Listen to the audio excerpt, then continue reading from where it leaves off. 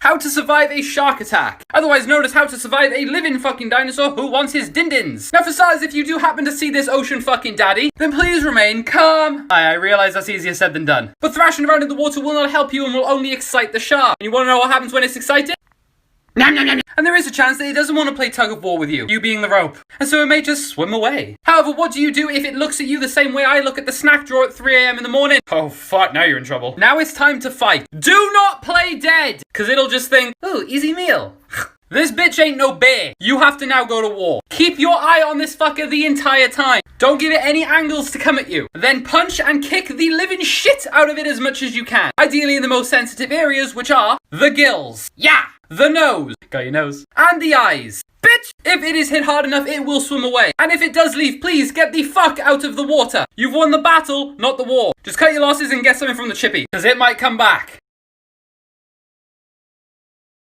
Is Mr. Glowstick Finger E.T. trying to come home? No, seriously. There is a chance that a civilization is trying to make contact with us by sliding into our DMs, and we just be leaving them on red. Now let me explain. There are these fun little things called FRBs, also known as fast radio bursts, that appear to come from the deep depths of outer space. And scientists don't really know where they come from. There's theories about like stars exploding and pulsating, but we don't want to hear that bullshit. We want aliens! And scientists have stated that they cannot rule out extraterrestrials as an answer to these radio bursts. Finally, the most interesting signal comes from FRB 180916.J0158 plus 65. What the fuck? Who named that shit? Regardless, it comes in a fairly consistent pattern, making a lot of noise for 4 days, going away for 12, and then repeating itself, like it's on a loop. It comes from the spiral galaxy SDSS J015800.28 plus...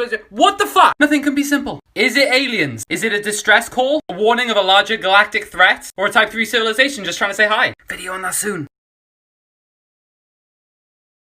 One of the most popular topics requested for this series, how to survive a volcanic eruption. You don't, good luck, bye. I'm kidding, don't worry. This TikTok idiot is going to explain to you how to not become the volcano's bitch. Shout out to SJ Parish 10 for the idea. Now there being 60 eruptions a year and 1,500 active volcanoes, you might need to listen up. Here's what I like to call the list of volcanic things you need to give a fuck about. Molten lava. Now if it is slow moving, you can run away from it, and I would suggest that. No touchy. However, under no circumstances do you ever cross its path, because you could get stuck between two and then I'ma just say it, you're fucked. Next up, volcanic bombs. Fuck. If you're unfortunate enough to be outside at this current point, get down on the floor in the field position and cover your noggin with your little hands. If you can get below the ridge of a hill, that'll also give you protection. Next up, you got lahars. Now I don't care what kind of trainers you got on, you ain't outrunning this thing, because some can travel 40 meters per second. Oh, that's kind of fast. If you see one coming, it will usually roar, get to higher ground, and don't fucking move, because this thing will swallow you whole. And finally, we have volcanic ash. Don't fucking breathe it. Get inside, cover the windows and the doors. Periodically get it off the roof, so it don't collapse on you. Good job. How much longer can this go on? Regardless, welcome back to what would happen if we were a Type 9 civilization. Fuck. The literal description being a civilization so large that it could create and destroy multi-dimensions and more. What more? We'd have colonized every single planet in the following. And the list is so large, yes, I need my phone. Every universe, multiverse, megaverse, omniverse, dimension, multi-dimension, mega-dimension, and omni-dimension. Now let's just take a second to realize how fucking mental that is. I think I peed. Now let's just assume we haven't shoved all of our minds into one big brain. Then the size of our population is literally inconceivable right now. And I can't count to 10. It also states that we would have attempted to make contact with God, or our higher species, higher being, whatever your beliefs are. Hashtag I don't judge. However, this attempt would have failed. But just wait until Type 10 and 11. We would have a huge book on every planet in existence. Once again, I'm not an avid reader. Do you have a picture book? We'd have figured out how to exactly colonize the dimensions, specifically 11 of them, assuming a higher being in those dimensions having Thanos snapped us out of existence. Please no, E.T. Daddy. Right, how to survive being stuck on a deserted island. Shout out to this fucking legend right here, Christian. Cheers for the idea. Firstly, congratulations, you're officially on the list of the most unlucky fuckers in the world. But don't worry, because you've got this TikTok idiot to help you. Firstly, survey the land, know what you're working with. Now once you've had a nice wander around your new home, it's time to get to work.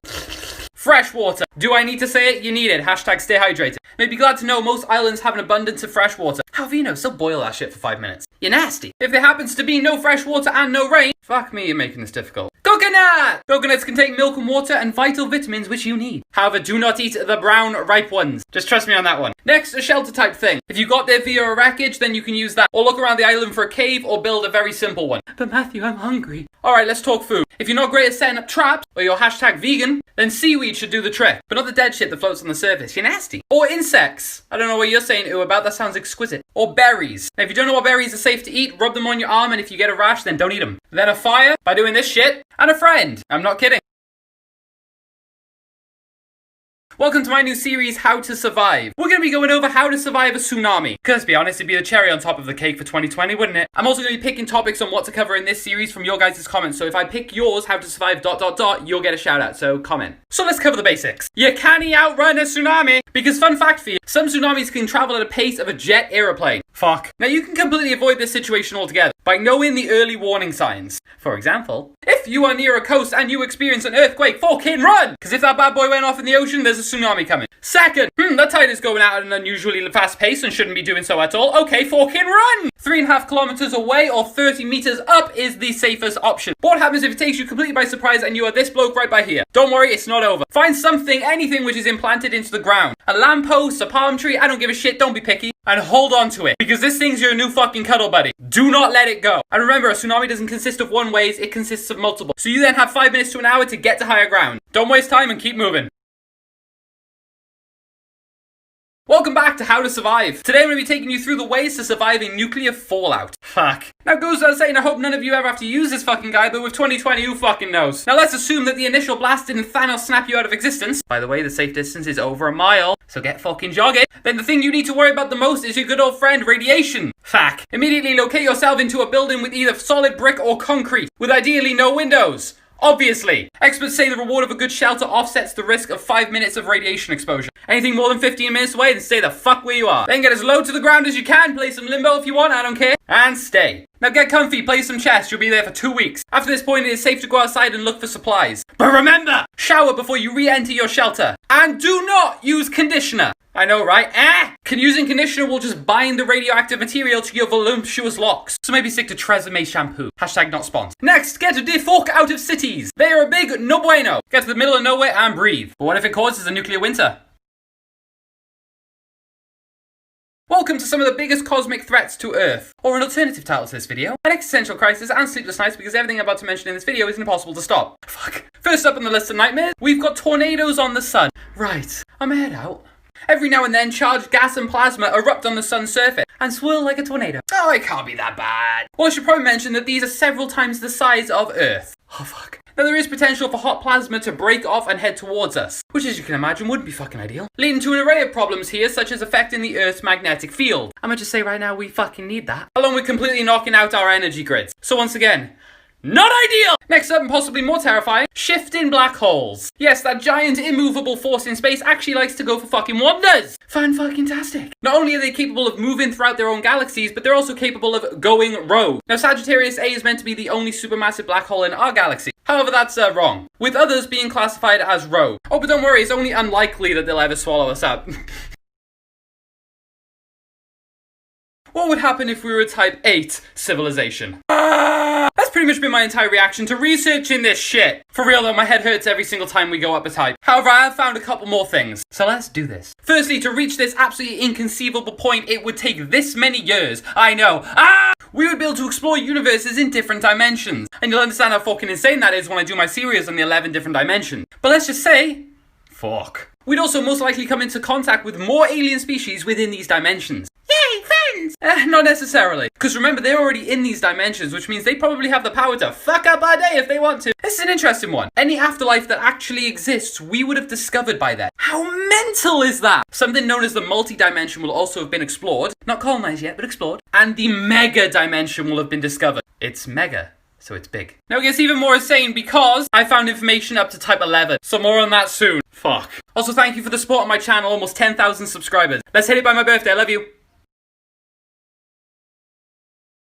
Welcome back to times that humans barely avoided extinction. You guys loved the last one, so I thought I'd come and give you another one. Because yes, believe it or not, there's more than one example of when Earth almost swiped left on humanity. Hey, cheers, mate. About 70,000 years ago, there was a weird bottleneck in human diversity. And no one really knows why. That's That's fucking terrifying. But this big daddy of a volcanic eruption is the main theory. It's a supervolcano. And if you don't know what that means, it basically makes every other volcanic eruption look like a little bitch. Oh, and it's also the largest volcanic eruption since humans being on this planet. Have you seen that shit? Fuck. So it's pretty safe to say you don't want to be anywhere near this thing. And when I say not anywhere near it, I mean Mars. And just to add the cherry to the fucked up cake of shittiness, we were already experiencing an ice age, which is the equivalent to what I feel like I wake up every morning because my family don't know how to use the fucking heater. Personal problems. It threw so much ash and debris into the air that it dimmed the sun for 6 to 10 years, followed by a 1,000-year cooling period. We had to endure years of continuous winter and an atmosphere filled with noxious gases. The population plummeted to like 3,000 to 10,000 people. We were incredibly lucky. So not again, please.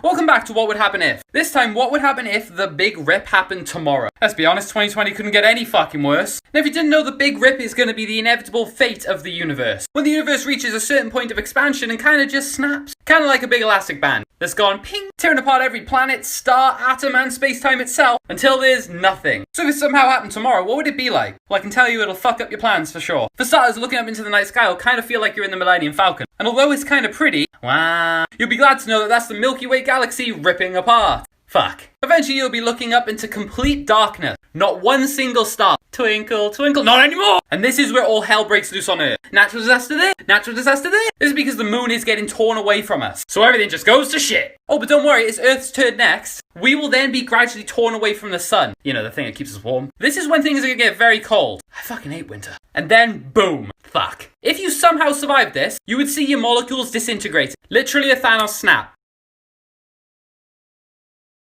So while I plan another series that's going to make all of your minds go I thought I'd do a personal favourite one of mine that I haven't done yet on this channel. So here are some of the weirdest creatures that actually exist. First up, we got the Dumbo octopus. Oh my god. It's literally a bloated fucking Pokemon. I need it. Living in the deep open ocean, it's one of the deepest living known octopuses. And this might be the cutest fucking part. They move around by flapping their little ears like this.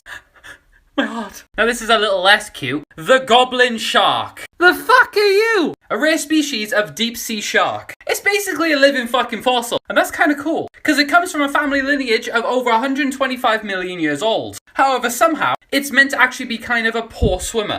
Kind of fucked up there, didn't you, nature? So you might have a chance, however, I don't fucking recommend. And finally, the Japanese spider crab. If you're wondering why I'm covering my eyes, it's because I have raging arachnophobia. And it has, I don't care if it's a fucking crab, okay? It has spider in the name. And there isn't enough money in the world to pay me what this man's doing right now.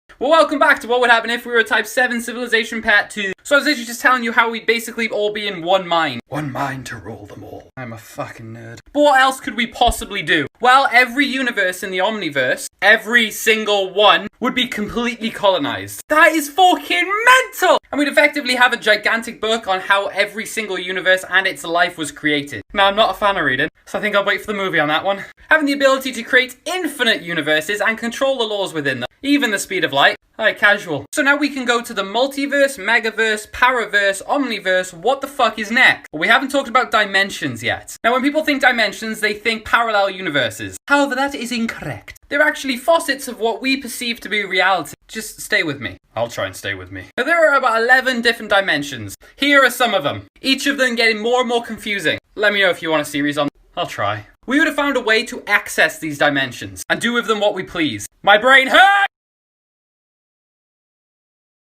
Yep, somehow we're back and it still gets more and more epic. So here we are with what would happen if we were a Type 7 civilization. Now firstly, a Type 7 or K7 civilization, that's badass, would be able to reveal, transcend and oversee or be the Omniverse. What? Yeah, I'm already lost too, don't worry. Honestly, researching all this information just makes me feel like that one kid in an exam who just turned up to draw in his exam booklet and go, regardless, stick with me, let's get through this together. So yes, effectively God level. Oh yeah, of course, Matt, because there's gonna be 8 billion gods. This is where this shit gets wacky. Because there wouldn't be 8 billion of us. There'd technically be 1. Right. Because civilization at this point would have found a way to transcend and merge into a single mind. I miss my brain. This would encompass all thoughts and all timelines, thus allowing us to be omnipotent and omnipresent, responsible for all existent past and future, and creating what we want, when we want, however we want it. Just like the picture I found. Who's surprised? There's so much information I couldn't fit into one fucking video. Part 2 is coming in 15 minutes, get ready, it gets wacky. The talk about when humans are going to go extinct is a very popular question. Now, in my opinion, if we don't completely eradicate ourselves from the face of this earth and a meteor doesn't come and go, then with the help and progression of technology, we could theoretically live forever. However, here are some examples of when humans did barely avoid extinction, and we were the endangered species. Also, there's 3 examples. I'll do 3 if you like this one. Alright, so first up, and arguably the most badass, happened 150,000 years ago, when the world turned on us and decided to go, you know what, nah, fuck y'all. Now, scientists refer to this period as the marine isotope stage 6, which is a really fancy way of saying a massive fuck-off ice age. Temperatures plummeted, glaciers expanded, the differences of today, and habitats were completely destroyed. Now, human populations surviving in Africa split up into pockets of survivable land. At this point, there was about 10,000 people. However, not all these pockets survived. No bueno. Plummeting our population into the fucking ground! And as a result, we had about 600 people left. Hi, fuck. Those who did survive chose the coast, now known as South Africa, and caves near the coast to keep them warm. Surviving off plants and shellfish, it was literally the Garden of Eden for us. We're pretty badass.